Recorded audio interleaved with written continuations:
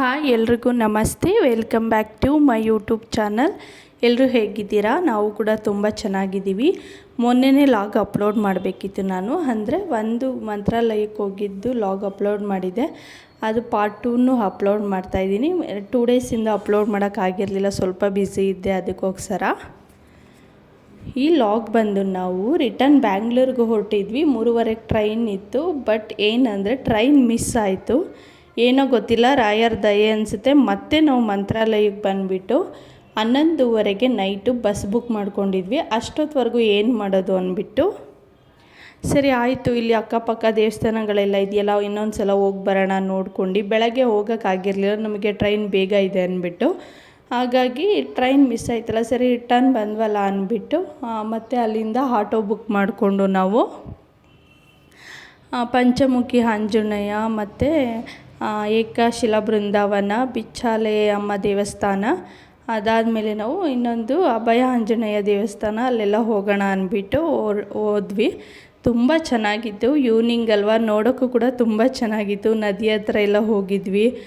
ನಾವು ತುಂಬ ಸಲ ಮಂತ್ರಾಲಯಕ್ಕೆ ಹೋಗಿದ್ವಿ, ಬಟ್ ಈ ಥರ ನದಿ ಹತ್ರ ಎಲ್ಲ ಕೆಳಗಡೆ ಎಲ್ಲ ಬಿಡ್ತಾ ಇರಲಿಲ್ಲ. ತುಂಬ ನೀರಿರ್ತಿತ್ತು ಅವಾಗೆಲ್ಲ. ಇವಾಗ ಎಲ್ರಿಗೂ ಬಿಡ್ತಾ ಇದ್ದಾರೆ, ಹಾಗಾಗಿ ನನಗೂ ಖುಷಿ ಆಯಿತು. ಎಷ್ಟೊಂದು ಸಲ ಹೋಗಿದ್ದೀವಿ ನೀರ ಹತ್ರ ಎಲ್ಲ, ಈ ಥರ ಆಟ ಆಡೋಕ್ಕಾಗ್ತಾ ಇರಲಿಲ್ಲ. ಬಟ್ ನಾವೇನು ತುಂಬ ಆಟ ಆಡಲಿಲ್ಲ, ಮಕ್ಕಳು ಕೂಡ ಇದರೆಲ್ಲ ಕೇರ್ಫುಲ್ಲಾಗಿ ನೋಡ್ಕೋಬೇಕಲ್ಲ ಅಂದ್ಬಿಟ್ಟು ಒಂದು 5 ನಿಮಿಷ ಹಾಗೆ ಕೈಕಾಲು ಮುಖ ಎಲ್ಲ ತೊಳ್ಕೊಂಡು, ತಣ್ಣಗೆ ಆಗ್ತಾಯಿತ್ತು ನೀರು ಕೂಡ. ಸ್ವಲ್ಪ ಹಾಗೆ ಫೋಟೋಸ್ ಎಲ್ಲ ತಕ್ಕೊಂಡು ಮತ್ತು ಟೈಮ್ ಆಗುತ್ತಲ್ವ ಬೇರೆ ಟೆಂಪಲ್ಗೆಲ್ಲ ಹೋಗಲಿಕ್ಕೆ. ಆಲ್ರೆಡಿ ಟೈಮ್ ಆಗಿಬಿಟ್ಟಿತ್ತು, 5 o'clock ಆಗಿತ್ತು. ನಾವು ಸರಿ ಟೈಮ್ ವೇಸ್ಟ್ ಮಾಡೋದು ಬೇಡ, ಒಂದು ಸಲ ದೇವಸ್ಥಾನಗಳಿಗೆಲ್ಲ ಹೋಗೋಣ, ಮತ್ತು ತುಂಬ ದಿನ ಆದಮೇಲೆ ಈ ಥರ ಬಂದಿರೋದು ಅಂದ್ಬಿಟ್ಟು ಹೋಗಿದ್ವಿ.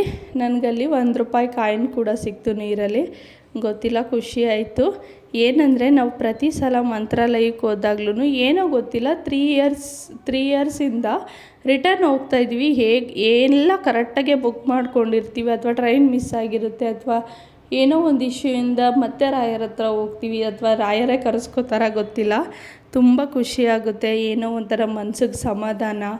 ಈ ಥರ ಎಲ್ಲ ಮಕ್ಕಳೆಲ್ಲ ಕೂಡ ಆಟ ಆಡ್ತಾಯಿದ್ರು ಕೆಳಗಡೆ. ಅವ್ರ ಪೇರೆಂಟ್ಸ್ ಎಲ್ಲ ಬಂದಿದ್ರಲ್ಲ, ಮಕ್ಳಿಗೂ ಕೂಡ ಆಟ ಆಡಿಸ್ತಾಯಿದ್ರು. ನಮ್ಮ ಮಕ್ಕಳು ಕೂಡ ನೀರಲ್ಲಿ ಆಟ ಆಡೋಕ್ಕೆ ತುಂಬ ಇಷ್ಟಪಡ್ತಾರೆ. ಕೆಳಗೆ ಬಿಟ್ಟರೆ ಸಾಕು ಆಟ ಆಡೋಕ್ಕೆ ಓಡೋಗ್ತಾಯಿದ್ರು. ಬಟ್ ನೀರಿರೋದ್ರಿಂದ ನಾವು ಎತ್ಕೊಂಡೇ ಇದ್ವಿ. ಇದೇ ನೋಡಿ ಏಕಶಿಲಾ ಬೃಂದಾವನ. ಅಲ್ಲಿಂದ ನಾವು ಅದ್ರ ಮೇಲ್ಗಡೆ ಸ್ಟೆಪ್ ಅಂದರೆ ಬಿಚ್ಚಾಲಮ್ಮ ದೇವಸ್ಥಾನ ಮಾಡಿದ್ದಾರೆ. ಅಂದರೆ ಮುಂಚೆ ಚಿಕ್ಕದಾಗಿತ್ತು, ಇವಾಗ ತುಂಬ ಚೆನ್ನಾಗಿ ಮಾಡಿದ್ದಾರೆ. ನಾನು ಕೂಡ ತುಂಬ ದಿನ ಆಗಿತ್ತು ಇಲ್ಲೆಲ್ಲ ಬಂದುಬಿಟ್ಟು, ಅಂದರೆ 3 ಇಯರ್ಸ್ ಬ್ಯಾಕು ನಾನು ಹಸ್ಬೆಂಡ್ ಇಬ್ಬರೇ ಹೋದಾಗ ಹೋಗಿದ್ವಿ ಇಲ್ಲೆಲ್ಲ. ಬಟ್ ಇವಾಗ ಮಕ್ಕಳು ಜೊತೆ ರಿಟರ್ನ್ ಬಂದ್ವಲ್ಲ, ಟ್ರೈನ್ ಮಿಸ್ ಆಯ್ತಲ್ಲ, ಹೋಗೋಣ ಅಂದ್ಬಿಟ್ಟು ಇಲ್ಲೆಲ್ಲ ಬಂದ್ವಿ. ತುಂಬ ಚೆನ್ನಾಗಿತ್ತು. ದೇವಸ್ಥಾನ ಕೂಡ ತುಂಬ ಚೆನ್ನಾಗಿ ಕಟ್ಟಿದ್ದಾರೆ. ಮುಸ್ಸಂಜೆ ಆಗಿರೋದ್ರಿಂದ ಏನೋ ಒಂಥರ ಮನಸ್ಸಿಗೂ ಕೂಡ ಖುಷಿ ಆಗ್ತಿತ್ತು. ಅಲ್ಲಿಂದ ನಾವು ಅಪ್ಪಣ್ಣಾಚಾರ್ಯರ ಮನೆಗೆ ಬಂದ್ವಿ. ಏಕಶಿಲಾ ಬೃಂದಾವನ ಇರೋ ಜಾಗಕ್ಕೂ ಅಪ್ಪಣ್ಣಾಚಾರ್ಯರ ಮನೆ ಇರೋ ಜಾಗಕ್ಕೂ 500 ಮೀಟರ್ಸ್ ಅಷ್ಟೇ. ಇದು ಬಂದು ರಾಘವೇಂದ್ರ ಸ್ವಾಮಿಗಳು ವಿಶ್ರಾಂತಿ ಪಡೆದ ಜಾಗ ಅಪ್ಪಣ್ಣಾಚಾರ್ಯವರ ಮನೆಯಲ್ಲಿ. ತುಂಬ ಖುಷಿಯಾಗುತ್ತೆ ಇದನ್ನೆಲ್ಲ ಕಥೆಗಳನ್ನೆಲ್ಲ ಕೇಳಿದಾಗ. ಅವರು ನಿಜವಾದ ಘಟನೆಗಳನ್ನ ನಾವು ಎಷ್ಟು ಅನುಕರಿಸ್ತಿದ್ದೀವಿ, ನಮಗೆ ನಾವೇ ಪುಣ್ಯವಂತರು ಅನಿಸುತ್ತೆ ಒಂದೊಂದು ಸಲ. ಯಾರ್ಯಾರು ಮಂತ್ರಾಲಯಕ್ಕೆ ಹೋಗಿಲ್ಲ ದಯವಿಟ್ಟು ಹೋಗಿ ಬನ್ನಿ. ಯಾಕೆ ಹೇಳ್ತಾ ಇದ್ದೀನಿ, ನಾವು ಮಾಡಿರೋ ಎಷ್ಟೋ ಪಾಪಗಳು ಕಳೆದೋಗುತ್ತೆ. ರಾಯರ ಎಲ್ರಿಗೂ ಅನುಗ್ರಹ ಮಾಡ್ತಾರೆ. ನಮ್ಮ ಕಷ್ಟನ ಜನಗಳ ಹತ್ರ ಹೇಳ್ಕೊಳ್ಳೋದಕ್ಕಿಂತ ರಾಯರ ಹತ್ರ ಹೇಳ್ಕೊಳ್ಳಿ. ನಿಮ್ಮ ನಂಬಿಕೆ ಅದು. ಬಟ್ ಏನಂದರೆ ಎಲ್ಲ ದೇವ್ರನ್ನೂ ನಂಬ್ತಾರೆ, ಎಲ್ಲ ದೇವರು ಇದ್ದಾರೆ. ಬಟ್ ರಾಯರನ್ನ ಒಂದ್ಸಲಿ ಯಾರಿಗಾದ್ರೂ ಕಷ್ಟ ಇದ್ದರೆ ನೆನೆಸ್ಕೊಳ್ಳಿ, ತುಂಬ ಒಳ್ಳೆಯದಾಗುತ್ತೆ. ಅಭಯ ಆಂಜನೇಯ ಸ್ವಾಮಿ ದೇವಸ್ಥಾನ ಅಂದರೆ ರಾಯರ ಮಠದಿಂದ 1 ಕಿಲೋಮೀಟ್ರು, ಅರ್ಧ ಕಿಲೋಮೀಟ್ರ್ ಡಿಫ್ರೆನ್ಸ್ ಇದೆ ಅಷ್ಟೇ.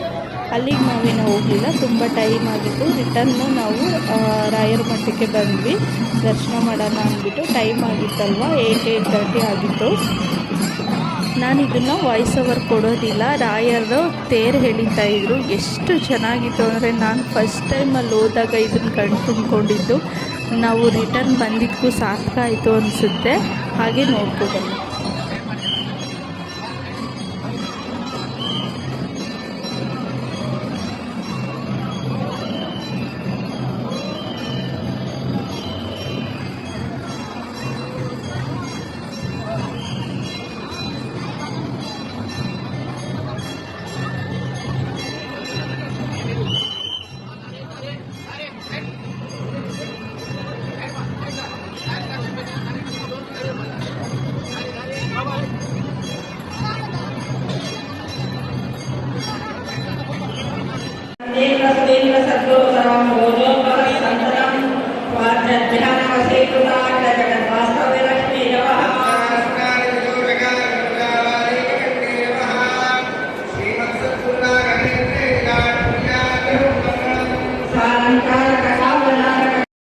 ರಾಯರ್ ತೇರು ಹೇಳ್ತಾ ಇದ್ರಲ್ಲ, ಅದಕ್ಕೋಸ್ಕರ ನಾನು ವಾಯ್ಸ್ ಓವರ್ ಕೊಡೋಕ್ಕೆ ಹೋಗಲಿಲ್ಲ. ತುಂಬ ಅಂದರೆ ತುಂಬ ಮನ್ಸಿಗೆ ನೆಮ್ಮದಿ ಆಯಿತು, ಸಾರ್ಥಕ ಆಯಿತು. ನನಗೆ ಟ್ರೈನ್ ಮಿಸ್ ಆಗಿದ್ದೀನು. ಯಾಕೆ ಅಂದರೆ ಎಲ್ರಿಗೂ ಮಂತ್ರಾಲಯಕ್ಕೆ ಹೋಗ್ಲಿಕ್ಕಾಗಲ್ಲ, ಎಲ್ರಿಗೂ ಗೊತ್ತು. ದೇವರು ಯಾರಿಗೆ ಭಕ್ತಿಯಿಂದ ಮಾಡ್ತಾ ಇರ್ತಾರೆ, ರಾಯರನ್ನ ಯಾವಾಗಲೂ ನೆನೆಸ್ತಾ ಇರ್ತಾರೆ, ರಾಯರೇ ಕರೆಸ್ಕೊತಾರೆ ಅಂತ ಹೇಳ್ತಾರೆ ಬೃಂದಾವನಕ್ಕೆ, ಅಂದರೆ ರಾಯರ ಮಠಕ್ಕೆ. ನಾವು ಎಷ್ಟೇ ಪ್ರಯತ್ನ ಪಟ್ಟರು, ಎಷ್ಟೇ ಕಷ್ಟಪಟ್ರು, ಕೆಲವೊಂದು ಸಲ 1 ಮಂತ್ ಬಿಫೋರೇ ಬಸ್ಸು ಟ್ರೈನೆಲ್ಲ ಬುಕ್ ಮಾಡ್ಕೊಂಡಿರ್ತಾರೆ, ರಾಯರ ಸನ್ನಿಧಿಗೆ ಹೋಗ್ಲಿಕ್ಕಾಗಲ್ಲ. ಅಂಥದ್ರಲ್ಲಿ ನಾವು ಬೆಳಗ್ಗೆ ದರ್ಶನ ಮಾಡಿ ಮತ್ತೆ ನೈಟ್ ಕೂಡ ದರ್ಶನ ಮಾಡಿದ್ದೀವಿ. ನನಗಂತೂ ತುಂಬ ಖುಷಿ ಆಯಿತು. ಯಾಕೆ ಅಂದರೆ ನಾನು ಅಷ್ಟು ರಾಯರನ್ನ ನಂಬ್ತೀನಿ, ಅಷ್ಟು ರಾಯರನ್ನ ಪೂಜೆ ಮಾಡ್ತೀವಿ. ನನಗೆಷ್ಟು ಮಟ್ಟಿಗಾಗುತ್ತೋ, ನನಗೆ ಎಷ್ಟು ಗೊತ್ತೋ ಅಷ್ಟನ್ನು ನಾನು ಪೂಜೆ ಮಾಡ್ತೀನಿ. ಈ ಥರ ಮಕ್ಕಳು ಕೂಡ ಹಸು ಎಲ್ಲ ಬೆಳಗ್ಗೆ ಇರಲಿಲ್ಲ, ತುಂಬ ಬಿಸಿಲಿತ್ತಲ್ಲ, ಹಾಗಾಗಿ ಈ ಥರ ಫೋಟೋಸ್ ತೆಕ್ಕೊಳ್ಳೋಣ ಒಂದೆರಡು ಅಂದ್ಬಿಟ್ಟು ಮಕ್ಳಿಗೂ ಕೂಡ ಮತ್ತೆ ಪಂಚೆ ಹಾಕಿಬಿಟ್ಟು ನಿಲ್ಲಿಸಿದೆ. ಹಸು ಅಂದರೆ ಭಯನೇ ಇಲ್ಲ. ನನ್ನ ಮಗ ನೋಡಿ ಎಷ್ಟು ಧೈರ್ಯವಾಗಿ ನಿಂತಿದ್ದಾನೆ.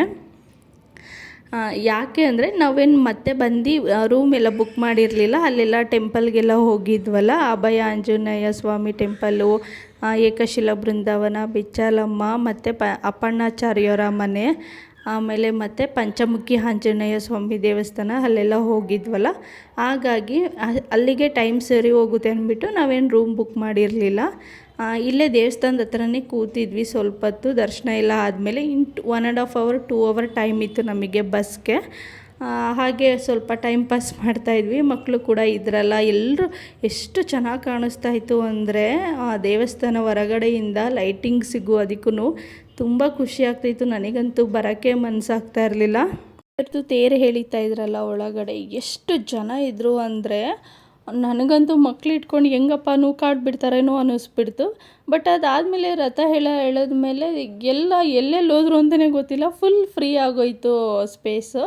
ಅಷ್ಟು ಜನ ಇದ್ದರೂ ಕೂಡ ಅಲ್ಲಿಂದ ನಾವು ಬಂದು ಹೊರಗಡೆ ಸ್ವಲ್ಪ ಹೊತ್ತು ಕೂತಿದ್ವಲ್ಲ, ಅದಾದಮೇಲೆ ಊಟ ಮಾಡ್ಕೊಂಬಿಡೋಣ, ಬಸ್ ಬರುತ್ತೆ ಅಂದ್ಬಿಟ್ಟು ಹೋಟೆಲಿಗೆ ಬಂದು ಊಟ ಮಾಡ್ಕೊಂಡು ಮಕ್ಳಿಗೂ ಕೂಡ ಇಡ್ಲಿ ಎಲ್ಲ ತಿನ್ನಿಸ್ಬಿಟ್ಟು ಬಸ್ ಹತ್ತಕ್ಕೆ ನಾವು ಹೋದ್ವಿ. ಅಂದರೆ ಬ್ಯಾಂಗ್ಳೂರಿಗೆ ರಿಟರ್ನ್ ಬರಬೇಕಲ್ಲ, ಅದಕ್ಕೆ ಮಕ್ಕಳು ಕೂಡ ಹೋಟೆಲಲ್ಲಿ ಇರೋರೆಲ್ಲ ಎತ್ಕೊಂಡು ಆಟ ಆಡಿಸ್ತಾಯಿದ್ರು, ಅವ್ರಿಗೆ ಹಪ್ಪಳ ಎಲ್ಲ ಕೊಡ್ತಾಯಿದ್ರು.